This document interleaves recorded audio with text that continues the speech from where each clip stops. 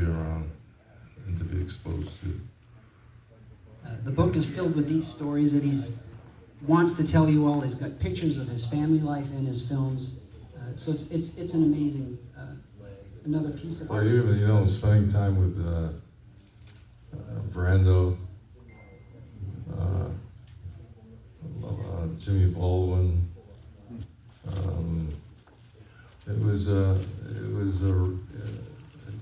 a kind of rarity about those experiences. And then, of course, as far as my painting is concerned, I went to one of the finest art schools in New York City, the National Academy of Design for the Fine Arts, where I spent 2 years on painting on a scholarship, and was nominated for, when I was about 19, I was nominated for Guggenheim, and but I won a Fall Garden, which is comparable to a Guggenheim.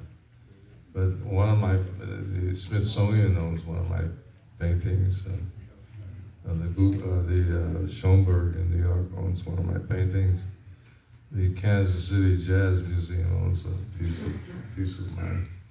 So painting has always been very much a part of my life, and as well as this thing called acting. But it's all been very interesting. It's been an adventure, to say the least. For those of you who are unaware with the Hall Garden and the Guggenheim, those are the Oscars, basically, of the art world. So it's a very high honor to be blessed with those accolades, certainly. I think Billy would probably, if I begged him, I bet I don't have to beg him, when he was 6.5 years old and he started off on stage, he actually still remembers his lines. Why don't you give the audience a little taste of that? Make way for the Duchess, for her grace that touches. Make way for the Duchess, for her regal Duchess. And then I'd come back on stage with a message from the Duchess. Message from the Duchess, from her grace the Duchess. Message from the Duchess, from her regal Duchess. I was an adorable little boy.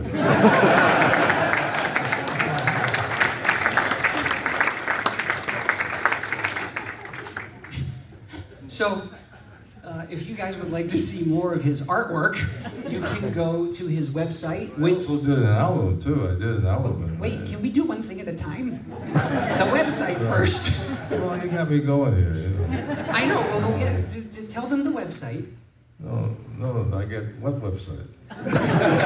to see your My art. website. Your website, yes. I don't know. What is my website? Very hard, sir.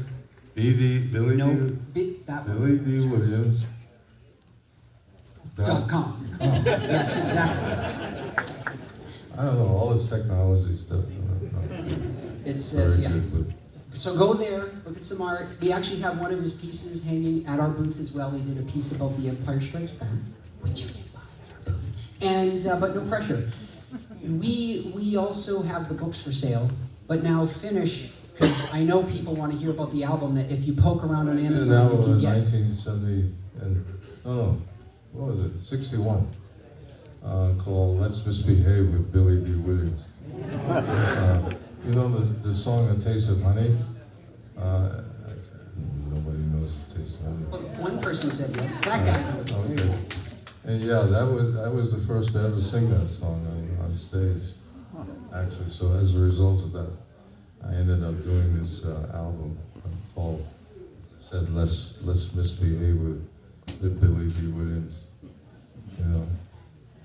But all of this stuff is always so funny to me. I mean, I laugh at myself a lot. I always call myself a walking absurdity, which gives me a lot of room to be aware, to understand, being abstract, to understand. I don't think I will ever reach a point where I would ever call myself a wise man. Wisdom is not something that I have really experienced yet. I'm still like a little kid trying to at this stage, anyway. Aside from the aches and pains, you don't boring. feel like an old man. What? Aside from the aches and pains, you don't feel like an old man. I guess sometimes I do. I don't know what I feel.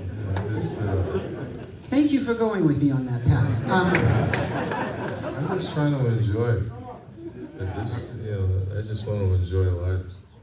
I want to smile a lot instead of frown a lot.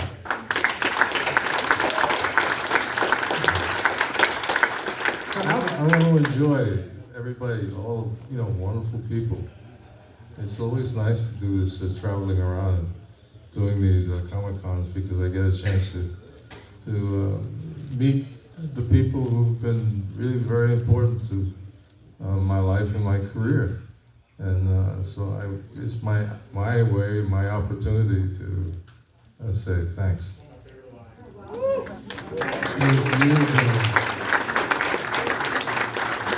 We have a gentleman in the audience who's going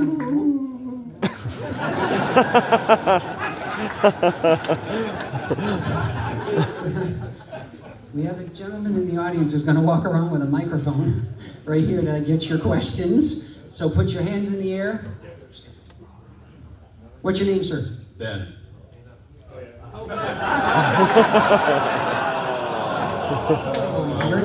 You just lost your friendship.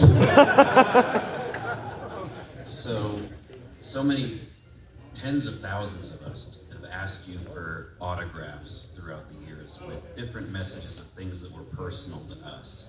If you could write something specific just to put out there to the universe, autographing anything, what would that message be?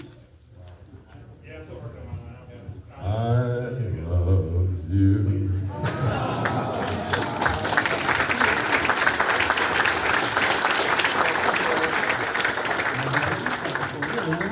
Okay, you pick. I don't Sure, want I'm going to go right here. Awesome. What's your Stand up, name? please. What's your name, sir? Bradley, in your book, you talk about your love for Duke Ellington, and you wrote a script for a movie of his life, and you said you put it on the shelf. Is there any way that we're ever going to see that work come to fruition? I'm done. No, I always wanted to do Ellington's life. I thought I was the best person to do that kind of a character. And I've met Ellington a couple of times in my life. The first time I met him was a friend of mine was a managing editor for a newspaper in New York, in Harlem. Al Duckett, who was a wonderful writer, a wonderful poet. He gave a reception for Ellington. I was about 18 years old at the time, I think. And this was a big room like this. It was filled with all of these ladies waiting for Ellington. And Ellington was very charming. In fact, he used to compete with his father to see who was most charming. They evidently had a lot of fun with each other. Anyway, all of these ladies were waiting for Ellington. And it was really interesting. When he came into the room, and it was wall to wall, these ladies. And he made each woman feel like she was the only woman in the room. And I thought,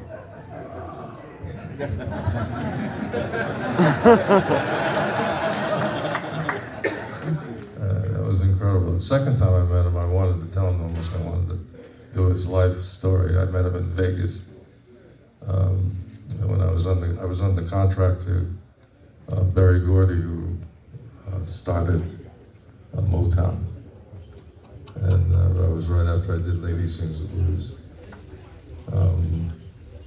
And I really wanted to say to Ellington how much I really admired him and how much I wanted to. And I thought I was the only one who really understood his kind of sensibility, that kind of an old-fashioned kind of charm. But I never. He was very interesting. He just sat there.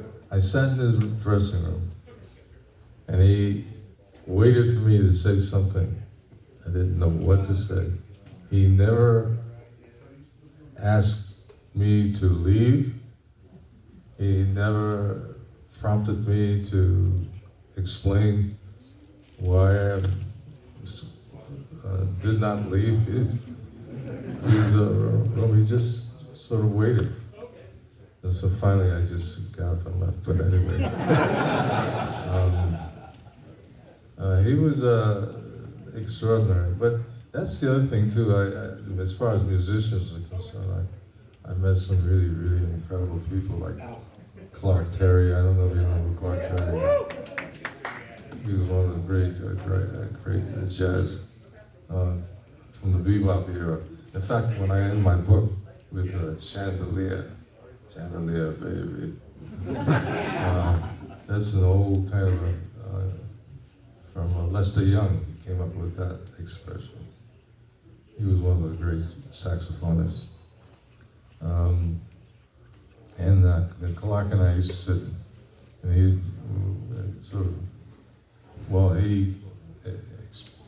talked about his experience. I was much more interested in his experiences as from that era, that bebop era. No, I grew up in that during those years, you know, from the swing, from swing to playing the little clubs. They were fun years. It was very interesting meeting all of those guys. But my wife was married to, he just passed away, Wayne Shorter. He was one of the greats. But Joe Zawinul, I mean, when you spend time with those kind of guys, it's really amazing, really amazing.